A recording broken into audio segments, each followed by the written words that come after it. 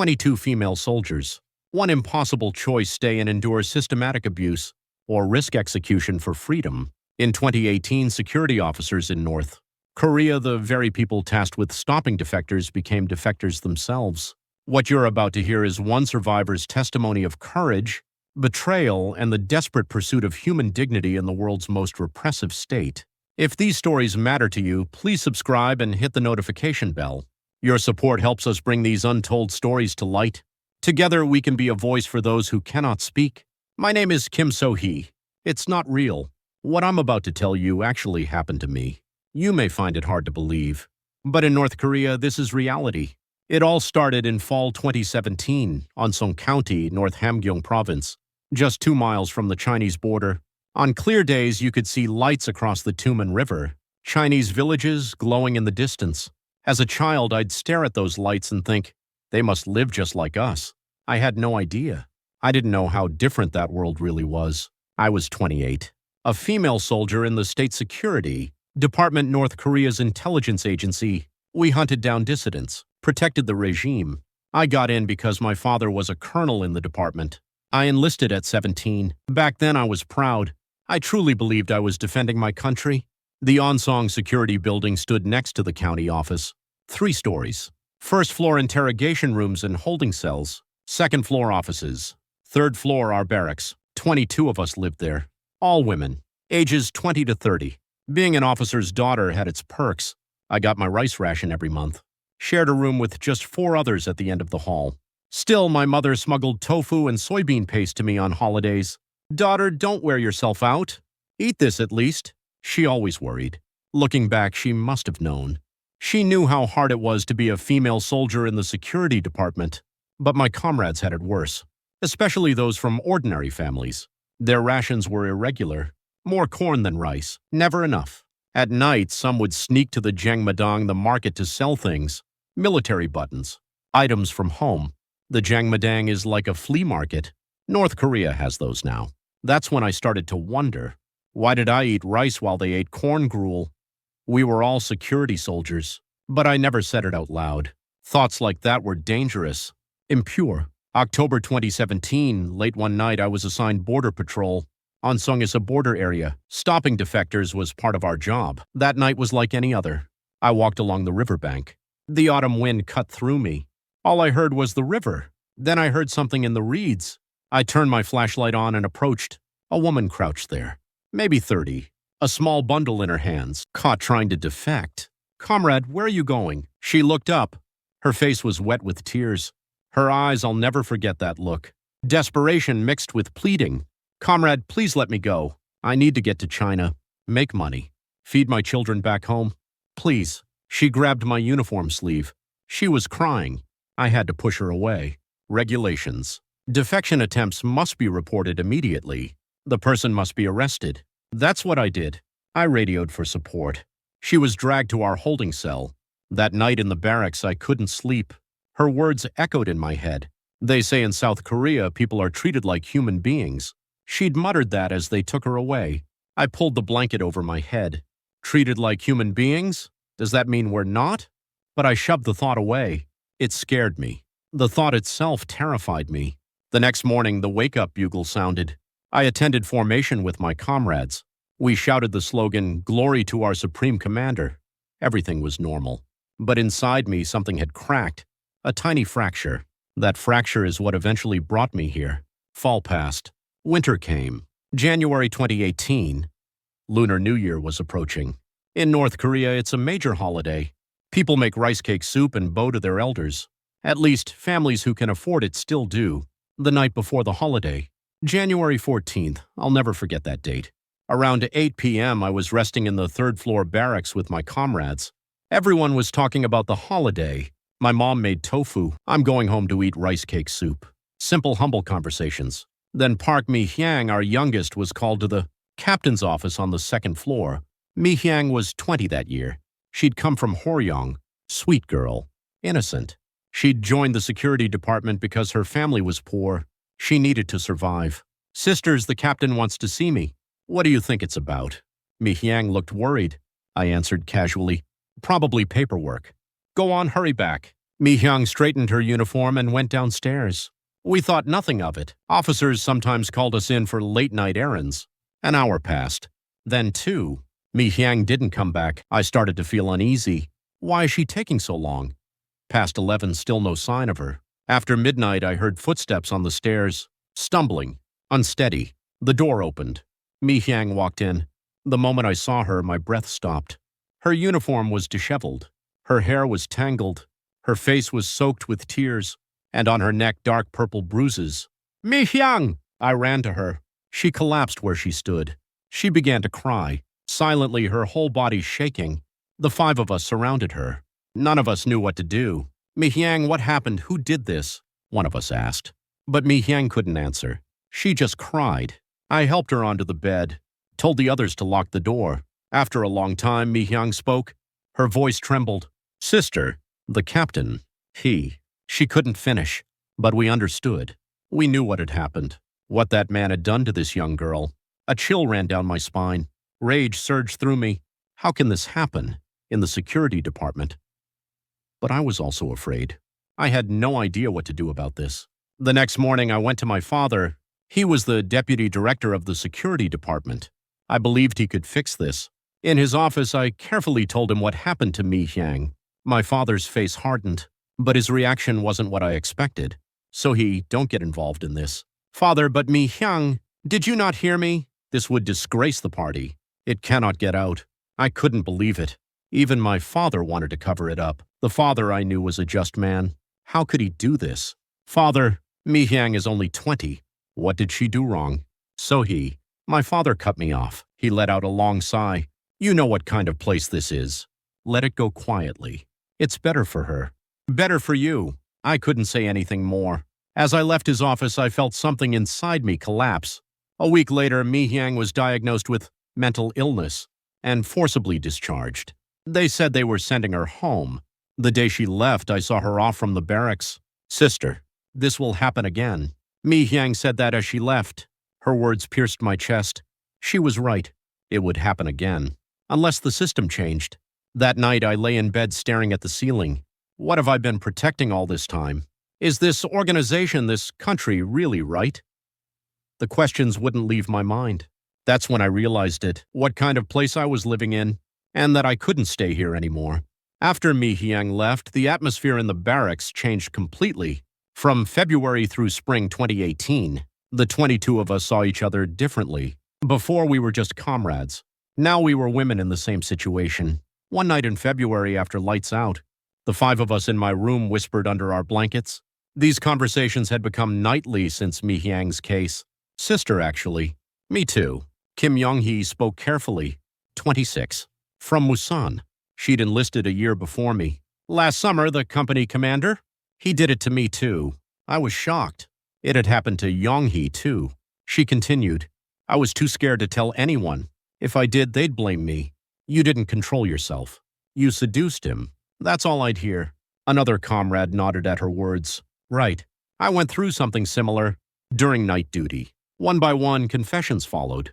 Of the 5 of us in the room, 4 besides me had experienced harassment or assault. My heart sank. I'd been safe only because I was an officer's daughter.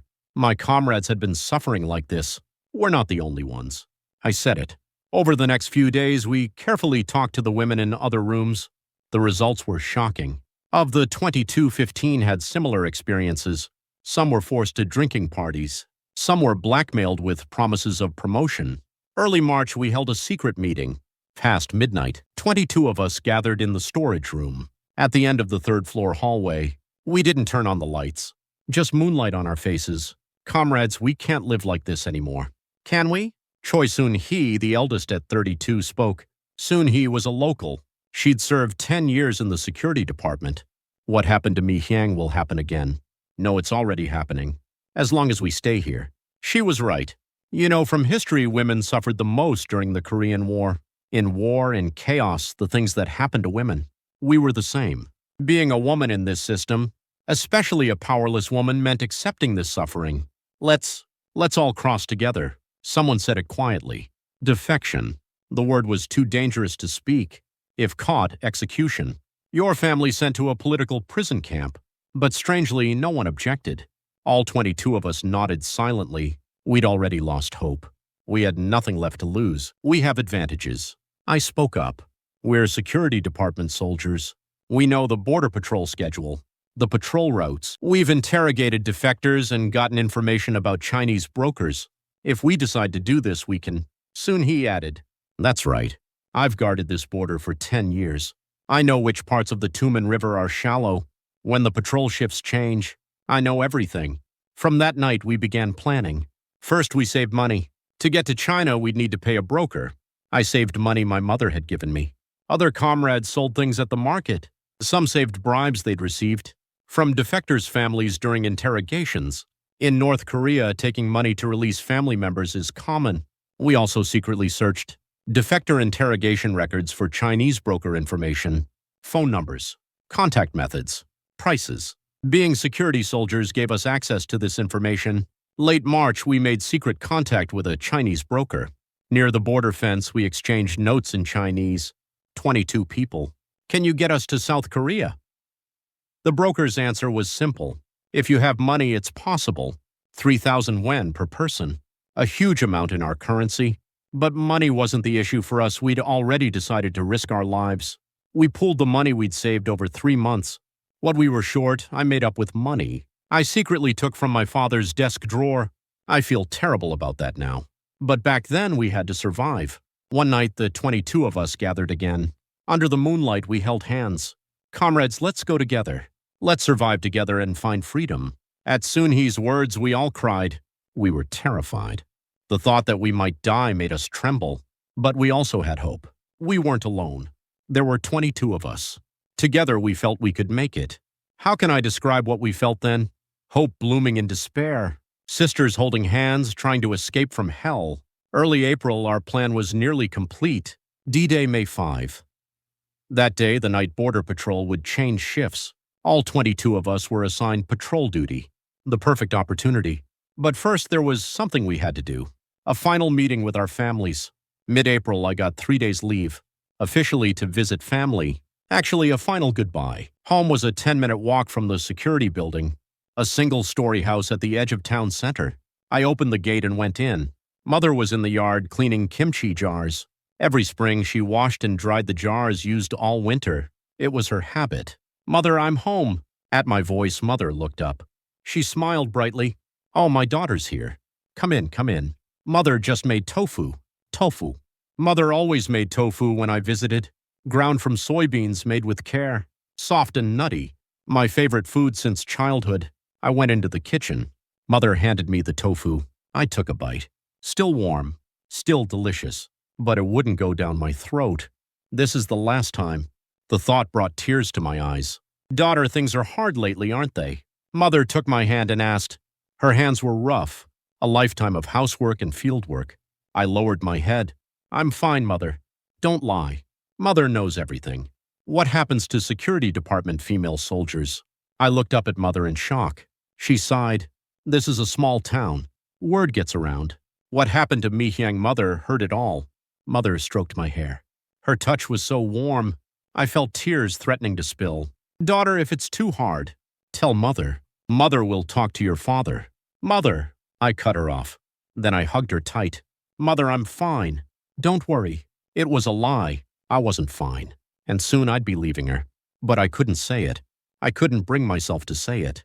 That evening, Father came home. The 3 of us had dinner together for the first time in a while. Tofu stew and corn rice that Mother made. You know how hard it is to get rice in North Korea these days. But thanks to Father, we could sometimes eat rice mixed with corn. "Father, Mother, stay healthy." I said it. Both of them looked at me, surprised by the sudden words. "Why would you say that all of a sudden?" Father asked. I smiled and answered, "No reason. I've just been so busy lately, I haven't been able to think about you." Father nodded. "As long as you're healthy, that's all parents want." At those words, I almost dropped my spoon. That's all parents want. Right. Parents just want their children safe and healthy. But soon I'd be crossing a river, risking my life. Instead of honoring them, I was about to break their hearts. Late that night, I went to my room. The small room I'd used since childhood. On the wall, a certificate from elementary school still hung. Model Young Pioneer, Kim So-hee. Back then, I truly believed in the system. I worshipped Kim Il-sung and Kim Jong-il with all my heart. I opened my desk drawer. Inside were childhood diaries and photos, family photos, photos with school friends. I looked at each one. This is the last time. Around 4 a.m., I quietly left the house. Mother and father were asleep. I went to the Seongcheon River, a small river running through Onsong County. As a child, father and I would walk here together. I sat on the riverbank and watched the sun rise. It came up over the mountain ridge, a red sun. I watched it and thought, this is the last time I'll see this sun in Onsong. Around 8 a.m., I returned home. Mother had breakfast ready. I ate my last breakfast with mother and father.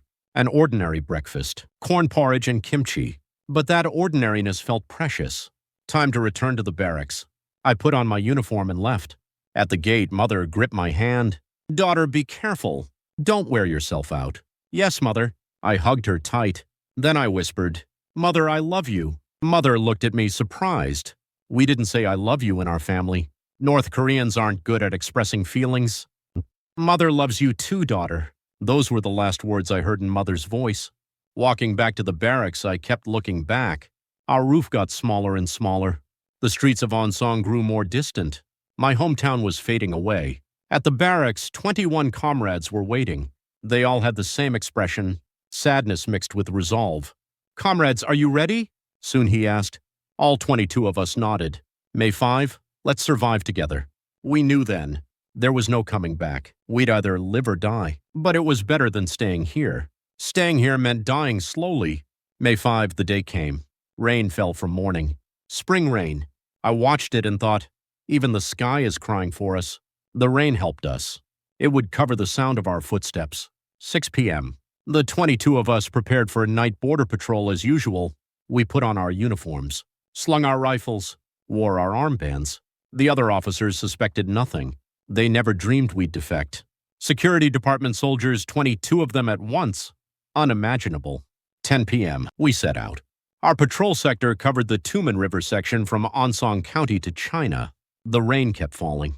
Darkness deepened. 11:30 p.m. We reached the designated point, the Tuman Riverbank, a place thick with reeds. Soon he had guarded this area for 10 years. She judged it the safest spot. Comrades, from here there's no turning back. Soon he spoke quietly.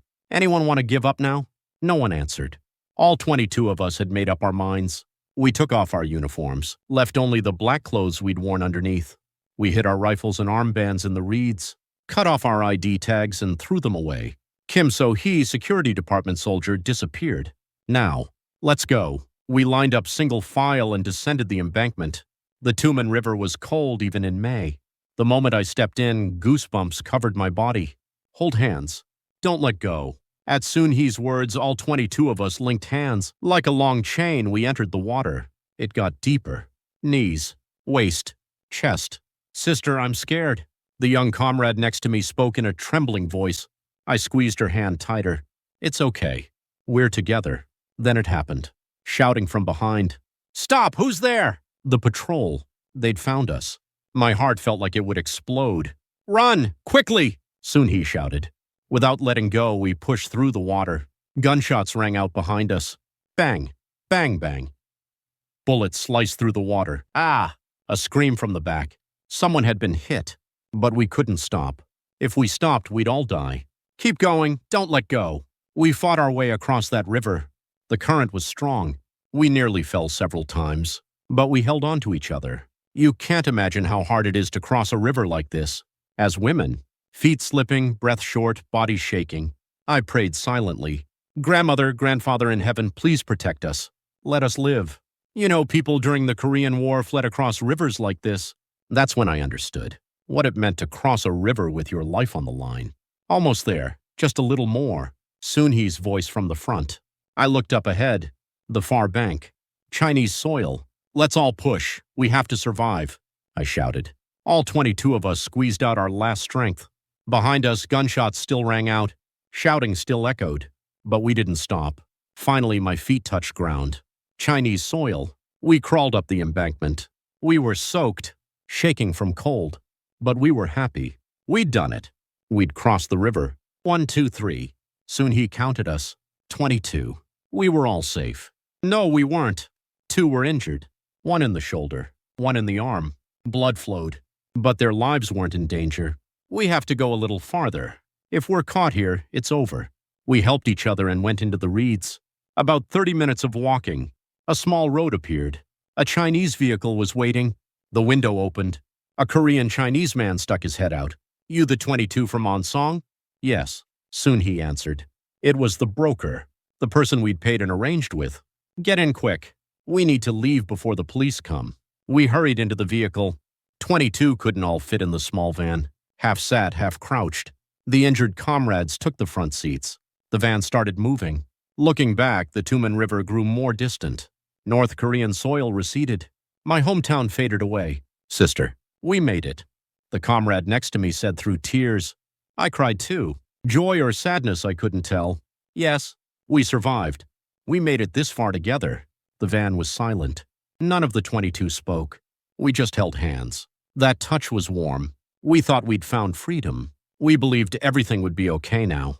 But we didn't know. The real hell was just beginning. The van drove all night. We didn't know where. We just needed to get far from North Korea. At dawn, it stopped in a rural village. Somewhere in Jilin province, I learned later. "Get out here. You'll stay here for now," the broker said. He'd dropped us at an old farmhouse. Single-story brick building. Chickens wandered the yard. Behind the house, cornfields stretched out. "Making passports takes time. Wait here about 2 weeks. Then we'll get you safely to South Korea." 2 weeks. We could wait that long. We handed the broker the money we'd promised. 3,000 yen per person. For 22 people, it was a fortune. The broker counted it and looked satisfied. "Good. The owner here, the old lady, will feed you. Don't go outside. If the police catch you, straight back to North Korea." That's how our life in China began. The first few days were okay. The owner was a 70-something Korean-Chinese woman.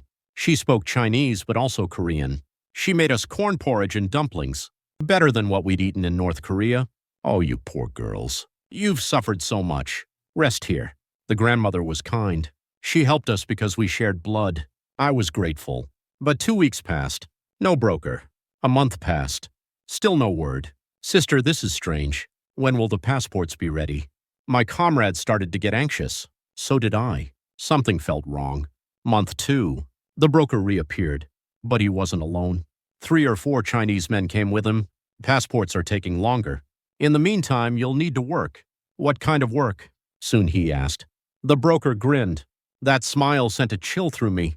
"Don't worry. Just restaurant work. Cleaning. We'll pay you." We had doubts. But we had no choice. In China with no ID, barely speaking the language, we had no power. That night, the nightmare began. The men came back. More this time. About 7. They surrounded us. "Now, time for the real work," the leader spoke. It was Chinese, but the threatening tone was clear regardless of language. What do you mean?" "We paid for you. You're ours now. Understand?" That's when I realized. The broker never intended to send us to South Korea. Human trafficking. He'd sold us. "No, we paid you," one comrade shouted. The man just laughed. "Money? That was a down payment. Payment to buy you." We were terrified. We tried to run, but the men blocked the door. That night, all 22 of us were forced onto trucks. The trucks went different directions. We were separated. Some comrades were dragged to rural areas, sold to Chinese bachelors. You may have heard there are many unmarried men in rural China. They sell North Korean women to them. 8 of us, including me, were taken to a small city near the border. There was a building with a sign, "Massage Parlor." But really, I can barely say it. An illegal brothel. "Work here. Service customers. Understand?" A Chinese woman, apparently the owner, spoke. I refused. "We won't. We came here to go to South Korea." The owner smiled coldly. "South Korea? Step outside and we'll report you to the police. You'll be sent back to North Korea. Your families back home will go to political prison camps too. Still want to leave?" I was speechless. If we were sent back, I wouldn't be the only one to die. Mother, father, my younger brother, all of them would be dragged to the camps. 3 generations wiped out. How can you do this?" My voice shook. The owner lit a cigarette. "This is China. You have no legal status. No ID. What can you do? Just work quietly." From that day, hell began. The 8 of us were locked in a small room. The door locked from outside. Iron bars on the window. No escape. Men came every night. Chinese men, Korean Chinese men, even Korean men. We weren't treated as human beings. We were objects. Once we tried to escape. Two comrades broke the window and tried to get out. They were caught immediately, dragged before the owner. Trying to run? Fine. Let's make an example. The owner had two men beat those comrades, in front of all of us, to show us. This is what happens if you run. I thought, we escaped North Korea, but this is worse hell. In North Korea, the system crushed us. Here, people crushed us. Every night I cried, silently under the blanket. Mother, I'm sorry. If I'd known it would be like this, I would rather. I even thought that. My comrades felt the same. We all broke. The courage we'd had holding hands across the river gone. Now there was only despair. 3 months passed like that. We were becoming less than human. No hope. No future. Just surviving day by day, but I didn't know then. Hope still remained. A small light was approaching. 3 months of despair passed. October 2018. That day, customers came as usual. Mostly Chinese men, but sometimes Korean Chinese. The customer who came to my room that night was Korean Chinese, maybe in his 50s. He came in and asked me in Chinese, "You're from North Korea, right?" I was surprised, but I couldn't deny it. Anyone could tell from my accent. Yes. The man sighed. Then he pulled a small piece of paper from his pocket. Take this. Don't let anyone see. On the paper was a phone number, written in Korean, South Korean pastor, helps defectors. Call this number. Thank you. Thank you so much. Tears filled my eyes. For the first time, I saw hope, the man said. I've seen many defectors. I feel bad for you girls. Be careful when you contact them. That night, I hid the paper in my underwear and waited for an opportunity. A few days later, pretending to use the bathroom, I snuck into the owner's office. There was a phone. My hands shook. If caught, I'd be beaten again, but I had to do it. I dialed the number on the paper, ringing, once, twice, 3 times. Hello, Korean. A man's voice. I spoke quietly. I'm from North Korea. Can you help me? Where are you? What's your situation? I quickly explained. 8 of us trapped. The name of the establishment. The approximate location. The pastor answered calmly, I understand. Wait a little. We'll definitely rescue you. After hanging up, my whole body trembled. Was it hope or another betrayal? But I had to believe. A month passed. Early November, 3 a.m. one day. Suddenly, loud noise from outside. Sirens. Shouting. Police raid. The owner and staff panicked. We waited anxiously in the room. Then the door burst open. Come out, now! 2 Korean Chinese men urged us. I hesitated. Was this a real rescue or a trap? The pastor sent us. If you don't come now, the real police will arrive. The 8 of us grabbed hands and ran out. A van waited outside. We jumped in frantically. As the van started, one man said, the police raid was fake. We staged it. While the owner was confused, we pulled you out. Only then did I breathe with relief. It was a real rescue. The van drove without stopping. 48 hours, barely pausing. Across inland China, south, always south. We even used the bathroom in the van. Food was 1 piece of bread, 1 sip of water at a time. You know how vast China is. 2 days of driving, still no end. I looked out the window and thought, can we really make it to South Korea? Finally, we arrived. Kunming, southern China near the Myanmar border. Other people met us there. South Koreans. You've done well. You're safe now. Hearing Korean, I collapsed in tears. My comrades, too. We'd survived. We really survived. But the joy was brief. Sadness washed over me. Of 22, only 8 were here. Where were the other 14? Later, I heard. Of the 22, 5 were sent back. Caught by Chinese police. Returned to North Korea. What happened to them? Defectors go to political prison camps. If unlucky, public execution. 4 settled in rural China. They just stayed where they'd been sold. Lost contact. The remaining 5 disappeared. We don't know where they are. If they're alive or dead. Sister, only we survived. What happened to Mi Hyang? Young-hee? Soon-hee? A comrade next to me cried and asked. I couldn't answer. Soon-hee had led us. She'd organized the 22 to plan our defection. She too was scattered somewhere in China. We have to. We have to survive. Survive and testify.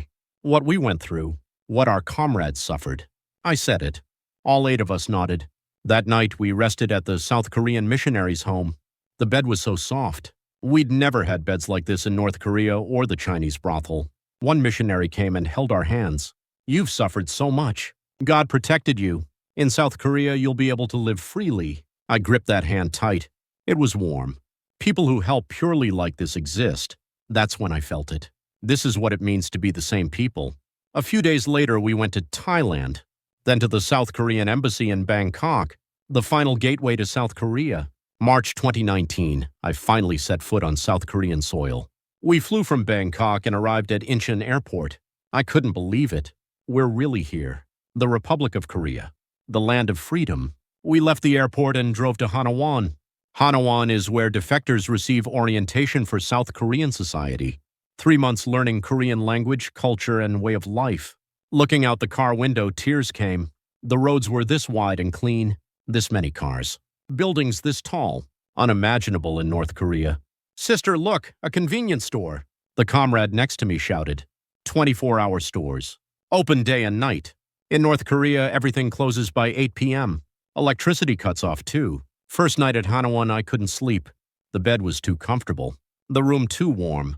The lights too bright. In North Korea, rooms froze in winter. Electricity came 2 or 3 hours a day.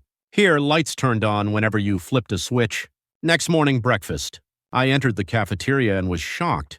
Rice, soup, side dishes laid out abundantly. Kimchi, vegetables, fish, meat. Foods we'd only see on holidays in North Korea. Eat as much as you want. Take more if you need. At the teacher's words, I burst into tears. Eat as much as I want. It felt like a dream. But adjusting wasn't easy. Even the way of speaking was different. North Korean and South Korean differed more than I'd expected. Instead of comrade, we said friend. Not official, but employee. At first, it was confusing. Food tasted different, too. Sweeter and more stimulating than North Korean food. Ramyun was much spicier. Still, it was delicious. Just being able to eat our fill, that alone was gratitude. The internet shocked me most. I could search for North Korean news on the computer, see Kim Jong-un's activities, watch North Korean news, unimaginable in North Korea. Once I went to a mart. My first time at a big supermarket. I walked in and was stunned. This many products. All kinds of rice, fruit, vegetables, meat. Too many choices. I didn't know what to buy. In North Korea, we ate whatever they rationed. Here, we could choose for ourselves. This is freedom, I realized. But at night, I suffered nightmares. Memories of the Chinese brothel. Terror crossing the river. Gunshots, and my family left in the north. Mother, father, my younger brother. How are they now? Do they know I defected? Were they punished? I opened up to a counselor. She held my hand. "So don't feel guilty. You survived. And you can testify. That's your job now." Right. I survived. Of 22, only 8 made it to South Korea. The other 14 are suffering somewhere, or may already be gone. For them, I must speak. After graduating from Hanawon, I settled in Seoul. At first, I worked at a convenience store. Then I connected with a North Korean human rights organization. They wanted to hear my story. From 2020, I began speaking actively. I gave lectures at universities, interviews with media. At first, I was nervous. Going public with my story might endanger my family in North Korea, but I had to. North Korean women are still suffering. Even as a security department soldier, I experienced sexual violence. Ordinary citizens have it worse. At every lecture, audiences were shocked. Especially elderly people cried. This is exactly why we need reunification. An elderly man came to me after one lecture. He said he'd fled during the Korean War, left family in the north. "Young lady, you've been through so much. Our generation couldn't achieve reunification. The next generation must." I held that grandfather's trembling hand. "He wants reunification this badly. You know how much separated families suffer. How many die before seeing their loved ones. Now I work at a North Korean human rights organization. I've even testified at the UN. I told them about the human rights situation for North Korean women. Human trafficking during defection. In the name of 22, I speak. North Korea must change. The 7 comrades who defected with me have each found their place. Some run restaurants. Some work in factories. We meet once a month. Check in on each other. Share updates. And we always say this. We have to survive to remember our comrades. Sometimes I think of Onsong, the Seongcheon riverbank, mother's tofu. Walking with father. I miss my hometown. But I can't go back. Still, there's hope. When reunification comes, I'll go to Onsong, find my parents' graves.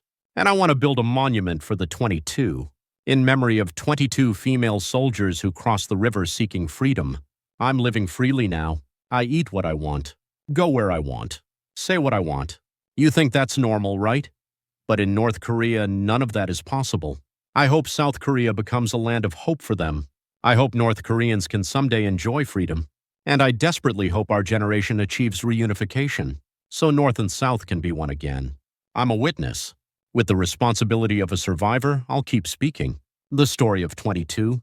Our freedom wasn't free.